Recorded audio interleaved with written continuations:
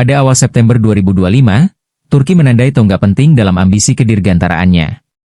Hal itu ditandati ketika prototipe kedua jet tempur generasi kelima KAAN produksi dalam negeri memasuki tahap integrasi sistem.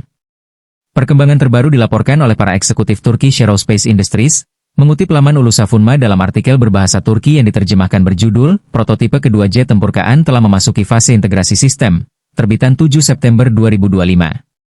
Kemajuan ini menggarisbawahi tekad Turki untuk memposisikan diri di antara negara-negara terpilih yang menguasai teknologi jet tempur siluman canggih. Lebih dari sekadar langkah simbolis, pencapaian tersebut mencerminkan tujuan strategis Turki yang lebih luas untuk memiliki kemampuan kekuatan udara yang berdaulat dalam dekade mendatang. Ya, Turki ingin tidak lagi terkekang oleh ketergantungan pada pemasok barat setelah dikeluarkan dari program F-35. Kita juga tidak akan mau bergantung pada dikte Amerika. Terbukti sebab melalui Prabowo, kita Indonesia memilih jet KAAN ketimbang jet siluman negara lain. Ini adalah bagian upaya kemandirian kedirgantaraan kita. KAAN merupakan program kedirgantaraan Turki yang paling ambisius hingga saat ini. Dikembangkan oleh Turkish Aerospace Industries, KAAN dirancang untuk superioritas udara, serangan presisi, dan peperangan yang berpusat pada jaringan. KAAN menggabungkan sistem asli seperti radar aktive Electronically Scanned Array, AESA, avionik canggih, dukungan kecerdasan buatan, dan fitur siluman. Prototipe awal P0 berhasil menyelesaikan 2 uji terbang pada tahun 2024, menyediakan data kinerja krusial yang secara langsung menginformasikan desain prototipe kedua dan ketiga yang sedang dalam proses perakitan. Turkish Aerospace Industries telah mengonfirmasi bahwa hingga 6 prototipe akan diproduksi untuk mendukung kampanye uji coba yang komprehensif, dengan penerbangan perdana varian yang disempurnakan diharapkan pada musim semi 2026. Keunggulan KAAN terletak pada kombinasi kemampuan siluman, integrasi teknologi dalam negeri, dan kapasitas produksi yang berdaulat. Dalam istilah strategis, KAAN merupakan jawaban Turki untuk platform seperti F-35A, J-20 Cina, dan Su-57 Rusia.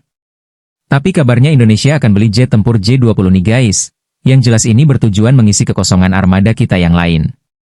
Tidak seperti solusi impor, KAAN menjanjikan Turki kendali penuh atas peningkatan, sistem misi, dan kebijakan ekspor, yang memperkuat otonomi strategisnya. Sementara para pesaing diuntungkan dari basis industri yang lebih besar, KAAN memanfaatkan ekosistem kedirgantaraan Turki yang sedang berkembang, yang telah mengirimkan drone seperti Bayraktar TB2 dan Akinci ke pasar internasional. Komitmen Indonesia untuk mengakuisisi 48 pesawat menunjukkan daya tarik ekspor awal. Sementara minat juga telah dilaporkan dari negara-negara seperti Pakistan, Azerbaijan, dan bahkan beberapa negara Teluk, yang semuanya memantau program tersebut dengan cermat. Bagi negara-negara yang mencari alternatif di luar ekosistem pertahanan AS atau Rusia, KAAN dapat muncul sebagai opsi yang layak. Terutama bagi Angkatan Udara yang ingin mendiversifikasi pemasok dan menghindari ketergantungan pada pembatasan ekspor barat atau sanksi Rusia. Bagi Turki, kemampuan itu memperkuat pencegahan dalam lingkungan regional yang bergejolak, meningkatkan superioritas udara terhadap musuh potensial, dan membentuk kembali keseimbangan kekuatan di Mediterania Timur, Timur Tengah, dan sekitarnya. Program KAAN juga mencerminkan transformasi yang lebih luas dalam industri pertahanan Turki, yang telah berkembang menjadi salah satu sektor paling dinamis dan terdiversifikasi dalam beberapa tahun terakhir. Bersama Turkish Aerospace Industries, perusahaan-perusahaan seperti Aselsan, Roketsan, dan Havelsan terlibat secara mendalam dalam program KAAN. Mereka menyumbangkan avionik canggih, komputer misi, teknologi radar, dan sistem persenjataan generasi mendatang yang akan membekali KAAN dengan kemampuan serangan udara ke udara dan serangan presisi. Sisi propulsi didukung oleh TR Motor dan TEI, yang sedang mengupayakan solusi mesin dalam negeri, memastikan pesawat tetap bebas dari kendala eksternal. Dengan menggabungkan pendanaan yang dipimpin negara dengan inovasi sektor swasta, Turki telah menciptakan basis industri yang kuat yang mampu merancang dan memproduksi sistem canggih di seluruh domain darat, udara, dan laut. KAAN berada di puncak evolusi ini, mengintegrasikan teknologi yang dikembangkan oleh perusahaan-perusahaan domestik ke dalam platform terpadu dan berfungsi sebagai katalis untuk inovasi lebih lanjut. Proyek tersebut tidak hanya memperkuat kemandirian pertahanan Turki, tetapi juga meningkatkan daya saingnya di pasar senjata global, di mana Ankara telah meraih kesuksesan luar biasa dengan ekspor drone-nya. Dengan demikian, KAAN lebih dari sekadar jet tempur. KAAN melambangkan kematangan industri baru dan kemampuan ekosistem pertahanan Turki untuk mengatasi tantangan kedirgantaraan yang paling kompleks. Mengutip laman Army Recognition dalam artikel berjudul, Breaking News Turkey Advances KAAN 5th Gen Aircraft Program as Second Prototype Enters Critical System Integration Phase, terbitan 16 September 2025. Dari perspektif anggaran, Program KAAN mendapatkan manfaat dari pendanaan negara yang signifikan, dengan Turki memposisikannya sebagai salah satu inisiatif pertahanan andalannya.